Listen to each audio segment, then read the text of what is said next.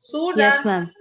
पाठ के अंतर्गत सूरदास जी ने जो किताब लिखी हुई है सूर सारावली, उन्होंने लिखी तो तीन है, सूर सागर, साहित्य लहरी और सूर सारावली, लेकिन ये पद है वो सूर सागर से लिया गया है। ये जितने भी पद दिए गए हैं इन पदों में सूरदास जी ने उस समय का वर्णन किया है जब श्री कृष्ण गोपियों और ग्वाल वालों को छोड़ करके और देखिए मथुरा चले जाते हैं कंस का वध करने, और इसके बाद वो वहीं मथुरा में ही रह जाते हैं, क्योंकि गोपियों और ग्वाल वाल से वो कह करके गए थे कि मैं वापस तुमसे मिलने आऊंगा, लेकिन वो नहीं आते हैं। और इसके बाद कंस को मारने के बाद तो उग्रसेन को, जो उनके नाना थे, उग्रसेन को राजा बना दिया जाता है। जब उग्रसेन राजा बन जाते हैं तो श्री कृष्ण की आयु, क्योंकि उन्होंने गोकुल में शिक्षा प्राप्त नहीं की थी, इसलिए उन्हें शिक्षा प्राप्त करने के लिए सांदीपन ऋषि के आश्रम में भेज दिया जाता है। जब वो शिक्षा प्राप्त कर लेते हैं, इसके बाद जब वो वापस आते हैं तो फिर उन्हें राजा बनाया जाता है। जब वो राजकाज संभाल रहे होते हैं मथुरा का, तो उस समय मथुरा में ही राजमहल में उद्धव करके एक महान योगी थे, जो संसार की हर चीज से उनका मन विरक्त था और वो योग साधना को ही मुख्य रूप से मानते थे। अर्थात जिस तरह से हमने बताया भक्तकालीन युग में दो तरह के लोग थे, एक तो निराकार ब्रह्म को मानने वाले और दूसरे थे साकार ब्रह्म को मानने वाले। उद्धव भी उन्हीं में से थे जो निराकार ब्रह्म को मानते थे, अर्थात ईश्वर सर्वव्यापक है, हर जगह व्याप्त है। और सूरदास जी और तुलसीदास जी किस तरह के थे? भक्तिकालीन युग में वो साकार ब्रह्म के उपासक थे। सूरदास जी ने भगवान श्री कृष्ण का वर्णन किया और तुलसीदास जी ने भगवान राम का वर्णन किया हुआ है। उसी में उद्धव जब योग की बातें किया करते थे तो श्री कृष्ण कहते हैं कि ऐसा नहीं, संसार में योग साधना मानने वाले भी लोग होंगे, लेकिन साकार ब्रह्म को मानने वाले भी लोग हैं। लेकिन उद्धव को विश्वास नहीं होता था, वो कह सोचते थे कि साकार ब्रह्म कोई होता ही नहीं है और ना कोई उसको मानता है। जब और उन्हें अपने इस तरह के योग के ज्ञान पर बहुत अधिक घमंड था। श्री कृष्ण उनके उस घमंड को दूर करने के लिए उन्हें गोकुल भेजते हैं, ब्रज भेजते हैं, जहां गोपियों के पास। तो जब वो ब्रज में जाते हैं तो उस समय, क्योंकि उन्हें अपनी योग साधना पर बहुत अधिक घमंड था, वो ये बताना चाहते थे लोगों को कि ईश्वर सर्वव्यापक है, मंदिर मस्जिद और गिरजाघरों में नहीं रहता है, इसलिए हमें इन सब की पूजा ना करके और हर जगह ईश्वर को साकार रूप में मानना चाहिए, निराकार रूप में मानना चाहिए। जब उद्धव है ना ब्रज पहुंचते हैं और ब्रज की गोपियों को उस योग साधना का उपदेश देते हैं, तो गोपियों के मन पर कोई भी उसका प्रभाव नहीं पड़ता है। गोपियां क्या कहती है? उद्धव मन न भये 10-20, अर्थात हमारे ये 10-20 मन होते तो उसमें से एक मन से हम तुम्हारी योग साधना को भी अपना लेते, लेकिन हर व्यक्ति का मन तो एक ही होता है। तो वो कहना चाहती हमारे अंदर तो एक ही मन था और वो भी भगवान श्री कृष्ण के साथ मथुरा चला गया है, इसलिए तुम जिस योग साधना का उपदेश देने के लिए हमारे पास आए हो, उस योग साधना के लिए हमारे पास सीखने के लिए कोई भी जगह नहीं है जिससे मैं वो सीख पाऊं। फिर वो पर उद्धव अपनी रट के अनुसार वो सोचते थे कि मैं इस बात को गोपियों को मनवाते ही रहूंगा कि योग साधना ही सर्वश्रेष्ठ है। गोपियां उनको समझा रही हैं, ये फर्स्ट है ना पद में दिया गया है, उद्धव तुम हो अति बड़भागी। हे उद्धव, तुम अत्यंत भाग्यशाली हो। क्यों भाग्यशाली हो? क्योंकि तुम भगवान श्री कृष्ण के पास रहते हो और हम सब गोपियां अभागे में हैं, जिनको छोड़ करके भगवान श्री कृष्ण चले गए हैं। तो देखिए गोपियां कहती है उद्धव तुम हो अति बड़भागी। हे उद्धव, तुम अत्यंत भाग्यशाली हो। अपरस रहत स्नेह तगा से नाहन मन अनुराग। अपरस रहे, अपरस माने अछूत रहे, निर्लिप्त रहे। तुम श्री कृष्ण के पास रहते हुए भी श्री कृष्ण के प्रेम से निर्लिप्त रहे। अपरस मतलब अछूते रहे, रहे स्नेह माने स्नेह से, तागा माने धागा, स्नेह रूपी धागे से तुम श्री कृष्ण के तो भी नहीं बंधे। हम सब गोपियां तो श्री कृष्ण के जाने के बाद भी श्री कृष्ण की ही रट लगाए हुए हैं, लेकिन तुम तो बड़े भाग्यशाली हो जो श्री कृष्ण के साथ तो रहे लेकिन उसके उनके स्नेह में नहीं बंधे। नाहन मन अनुरागी, अर्थात तुम्हारा मन उनके प्रति अनुराग मतलब प्रेम उत्पन्न नहीं कर सका, तुम्हारे मन में उनके प्रति प्रेम नहीं हो सका। तुम तो बहुत भाग्यशाली हो कि तुम उनके साथ रहते हुए भी अपने मन में उनके प्रति प्रेम उत्पन्न नहीं कर सके। तुम्हारी स्थिति किस तरह की है? गोपियां कह रही हैं, पुरियन पात रहित जल भीतर। पुरियन मतलब कमल का पत्ता। कमल का पत्ता आपने देखा, जब तालाब में कमल खिलता है तो फूल भी ऊपर आ जाता है और पत्ते भी उसके पानी के ऊपर तैरते हैं। पानी के अंदर रहने के बाद भी आप देखते होंगे पेड़ पौधों के भी ज्यादातर पौधों के पत्ते इसी तरह के होते हैं कि जैसे पानी की बूंद उसके ऊपर गिरती है वो लुढ़क करके नीचे चली जाती है। इसी तरह से तुम्हें, और ये तो चलो पानी की बूंद गिरी इसलिए वो ढलान से वो नीचे गिर गई जाकर के, लेकिन कमल का पत्ता तो पानी के अंदर ही रहता है, पानी के ऊपर तैरता रहता है। पानी में ही रहने के बाद भी उसके ऊपर पानी का कोई प्रभाव नहीं होता है। पुरियन पात, कमल का पत्ता, पुरियन पात रहित जल भीतर, कमल का पत्ता पानी के भीतर ही रहता है। तारस देह न त्याग, फिर भी उसके ऊपर जरा भी पानी का प्रभाव नहीं होता है और तुम्हारा शरीर भी लगता है इसी तरह का है कि तुम भगवान श्री कृष्ण के पास रहते हो लेकिन तुम्हें फिर भी श्री कृष्ण से किसी भी तरह का कोई भी प्रेम नहीं है। ज्यों जल माह तेल की गागर, आगे गोपियां फिर दूसरा उदाहरण दे रही हैं और दूसरा उदाहरण देते हुए कह रही हैं, ज्यों माने जैसे, जल माह तेल की गागर, अर्थात गागर होती है, गगरी होती है जो घड़ा होता है, यदि उसके ऊपर चारों ओर तेल लगा दिया जाए और अच्छी तरह से तेल लगा करके और फिर उसको पानी में डुबोया जाए तो क्या होगा? पानी उसके ऊपर चढ़ेगा? नहीं चढ़ेगा, तेल के कारण वो पानी का प्रभाव उसके ऊपर नहीं होगा। तो जिस तरह से तेल, इसीलिए जो जल माह तेल की गागर, जिस तरह से जल के बीच में या तेल से लगी हुई गागर को हम डालें, बूंद न ताको लागी, उसके ऊपर जरा भी बूंद पानी की नहीं आएगी क्योंकि तेल के कारण वो बूंद फिसल जाएगी, उसके अंदर छू नहीं पाएगी। तो तुम्हें भी ऐसा ही लगता है कि तुम भी श्री कृष्ण के पास रहे लेकिन उनके प्रेम में नहीं बंधे तुम। प्रीत नदी में पांव न बोरियो, आगे कवि कहना, वो गोपियां कह रही है कि तुमने प्रेम रूपी नदी, प्रीत नदी मतलब प्रेम रूपी नदी, श्री कृष्ण तो एक प्रेम रूपी नदी के समान है, गोपियों के की तरह से तो श्री कृष्ण एक प्रेम रूपी नदी के समान है जिसमें गोपियां डूबी हुई हैं।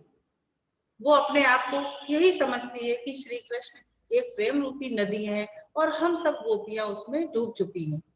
लेकिन वो उद्धव से कह रहे हैं, प्रीत नदी में पांव न बोरियो, ऐसा लगता है कि तुमने तो प्रेम रूपी नदी में अपने पांव को भी नहीं डुबोया है। हम सब गोपियां तो श्री कृष्ण की प्रेम रूपी नदी में सराबोर हो चुकी है, अर्थात डूब चुकी हैं, लेकिन तुम श्री कृष्ण के पास रहते हुए भी लगता उनकी प्रेम रूपी नदी में तुमने पांव भी नहीं डुबोया है।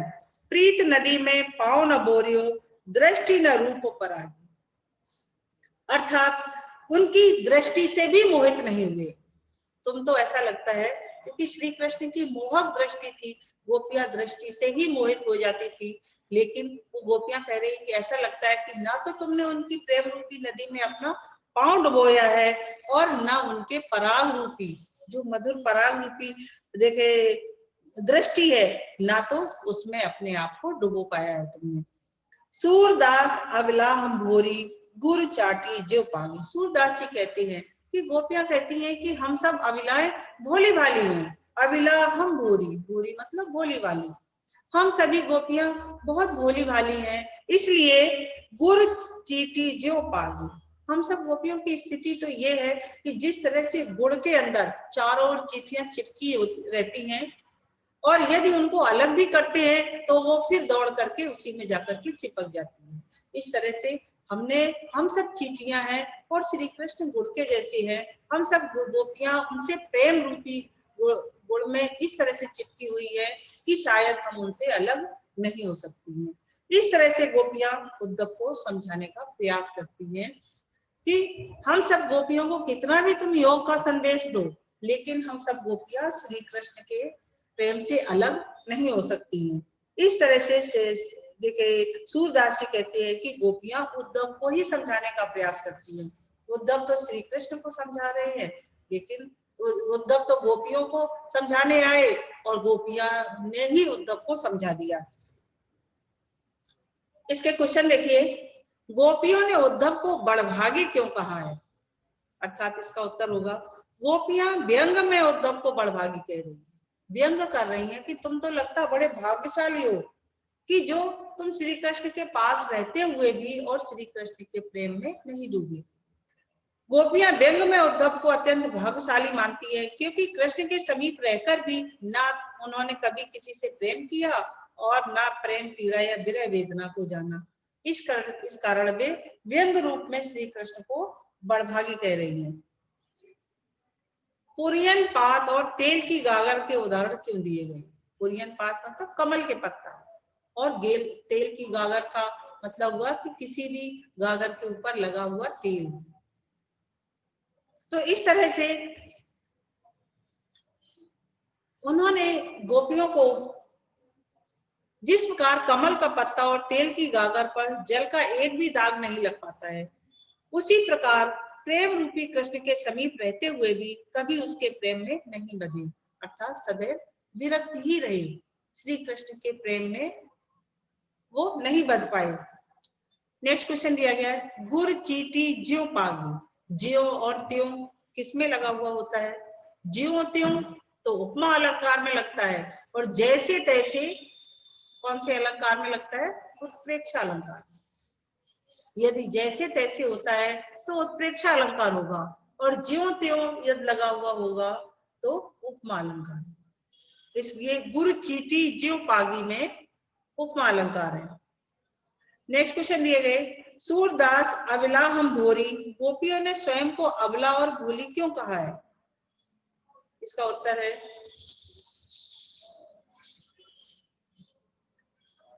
गोपियों ने स्वयं को अबला और भोली इसलिए कहा है कि वे सरलता से कृष्ण के प्रेम पास में उलझ गई हैं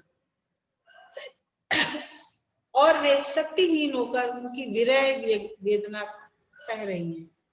अर्थात वो श्री कृष्ण के प्रेम में इतनी अधिक व्याकुल हो गई है कि श्री कृष्ण के दूर जाने पर उनके विरह में वो बहुत अधिक व्याकुल है। प्रीत नदी में किसने पैर नहीं डुबोया है? गोपियां उद्धव से कहती है कि तुमने प्रेम रूपी नदी में अपना पांव नहीं डुबोया है। तुम कृष्ण के पास रहकर भी प्रीति रूपी नदी से दूर ही रहे, इसलिए तुम प्रेम आसक्ति की वेदना से अपरिचित हो। अर्थात तुम ये नहीं समझ पा रहे कि हम सब गोपियां श्री कृष्ण से कितना प्रेम करती हैं। अब नेक्स्ट क्वेश्चन दिया गया, अपरस रहित स्नेह तगाते का आशय स्पष्ट कीजिए। अर्थात अपरस रहित, अपरस का अर्थ होता है अछूते रहे या निर्लिप्त रहे। तुम कभी प्रेम रूपी धागे में नहीं बंधे और उससे सदैव दूर ही रहे। इस तरह से गोपियां उद्धव को समझा रही हैं। नेक्स्ट क्वेश्चन और भी दिए गए हैं, गोपियों ने क्या कहकर उद्धव पर व्यंग किया है? गोपियों ने बड़भागी कहकर के उद्धव पर व्यंग किया है। गोपियों ने उद्धव के व्यवहार की तुलना किस किस से की है?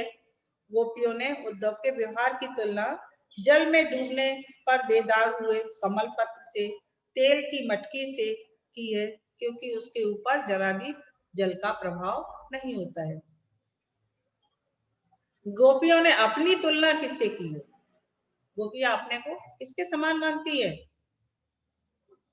शहद में लिपटी मधुमक्खियों से, गुड़ में लिपटी चींटियों से, गुड़ में चिपकी मक्खियों से, या नदी में तैरती मछलियों से? गुड़ में चिपकी चींटियों से। हाँ, गुड़ में चिपटी चींटियों से। तो इस तरह से उन्होंने तुलना की है। नेक्स्ट वाला पैराग्राफ पढ़ा दूं? अभी तो टाइम है 10 मिनट। नेक्स्ट पढ़ा दूं? Yes, ma'am. Yes ma'am. No, ma'am. Yes, ma'am. Ma'am. Yes, ma'am. हाँ देखिए नेक्स्ट, मन की मन ही माज रही, कहे कहे जाए कौन पे उद्धव, ना ही परत कही, अवधि आधार आस आवन की, तन मन बिथा सही, अब इन जोग संदेशन सुन सुन, बिरहन बिरह दधी, चाहत होती गुहार जितैते, उतते धार बही, सूरदास अब धीर धरे क्यों मर ज्यादा नहीं। अर्थात गोपियां श्री कृष्ण के प्रेम में व्याकुल है, क्योंकि श्री कृष्ण कह करके गए थे कि मैं वापस तुमसे मिलने आऊंगा। अब जब श्री कृष्ण तो वापस नहीं आए, बल्कि उन्होंने उद्धव से योग का संदेश भेज दिया, इसलिए गोपियां श्री कृष्ण से और भी अधिक क्रोधित है। वो कहना चाहती हैं मन की मन ही माज रही, अर्थात वो मन में क्या क्या उन्होंने सोच रखा था कि जब श्री कृष्ण आएंगे उनसे मिलने तो वो क्या क्या कहेंगी, कि उनके विरह में वो कितनी अधिक व्याकुल रही है। ये सारी बातें वो श्री कृष्ण से कहना चाहती थी, लेकिन श्री कृष्ण ने तो योग संदेशा ही भेज दिया। तो अब मन की मन ही माज रही, अर्थात मन में जो मेरे व्यथा थी श्री कृष्ण के विरह की, गोपियां कहना चाहती हैं वो व्यथा तो हमारे मन में ही रह गई है। कहीं जाए कौन पे उद्धव, हे उद्धव हम अपने उस मन की व्यथा को किससे कहेंगे जाकर के। गोपियां कह रही हैं उद्धव से, हे उद्धव हम अपने उस मन की व्यथा को किससे कहेंगे, ना ही परत कही। उन्होंने कोई भी मुझे ऐसा सहारा नहीं दिया जहां पर हम अपने मन की व्यथा को जाकर के कहें, जाकर के हम अपनी इस मन की व्यथा को किससे कहे जाकर के। अवधि आधार आस आवन की, अर्थात जो अवधि उन्होंने दी थी, उन्होंने कहा था कि हम 6 महीने बाद तुमसे मिलने के लिए आएंगे, लेकिन हमारे लिए तो उनके हम तुमसे अवश्य मिलने आएंगे। तो ये उनके लिए एक आधार था कि श्री गोपियां समझती थी कि श्री कृष्ण कभी ना कभी हमसे अवश्य मिलने आएंगे। लेकिन उद्धव के आने पर उनके मन में ये शंका होने लगी कि क्या श्री कृष्ण हमसे मिलना नहीं चाहते हैं, इसीलिए उन्होंने योग का संदेश भेज दिया है, जिसके कारण गोपियां योग में ही उलझ जाएं और हमारे प्रेम को भूल जाएं।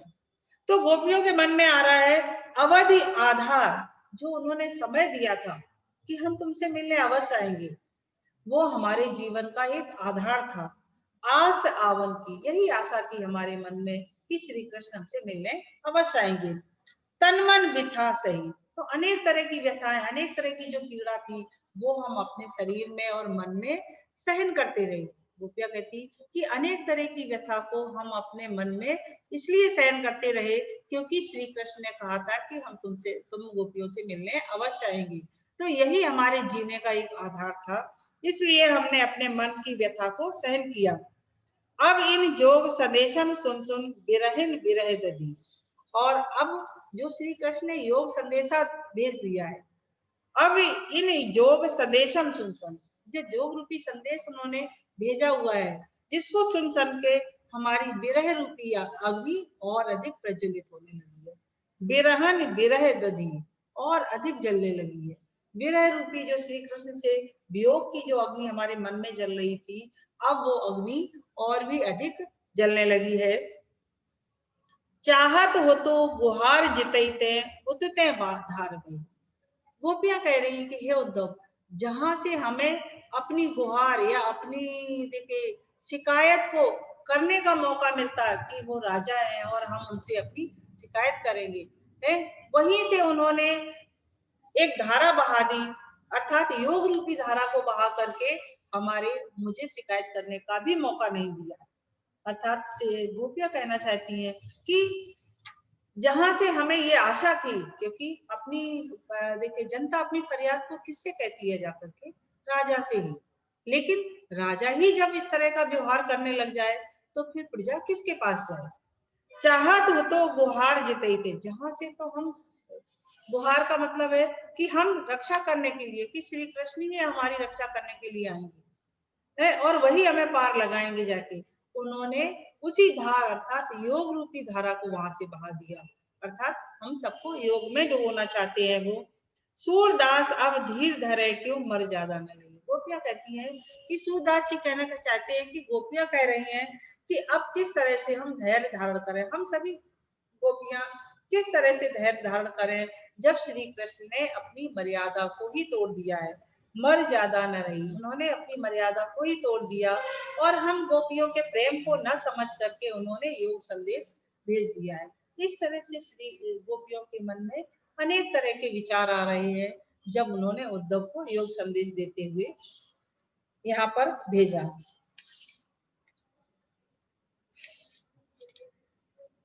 प्रश्न दिया गया है, किसके मन की बात मन में रह गई और क्यों? उत्तर इसका, गोपियों के मन की प्रेम भावना मन में ही रह गई क्योंकि उनके कृष्ण मथुरा जाकर स्वयं तो नहीं लौट आए तथा उद्धव द्वारा योग संदेश भेज दिया। इस प्रकार उनके मिलने की आशा पूरी नहीं हुई। दूसरा क्वेश्चन दिया, गोपियों की विराग और अधिक क्यों बढ़ गई? गोपियों को उद्धव के मुख से कृष्ण के लौट आने का समाचार सुनने की मनसा थी।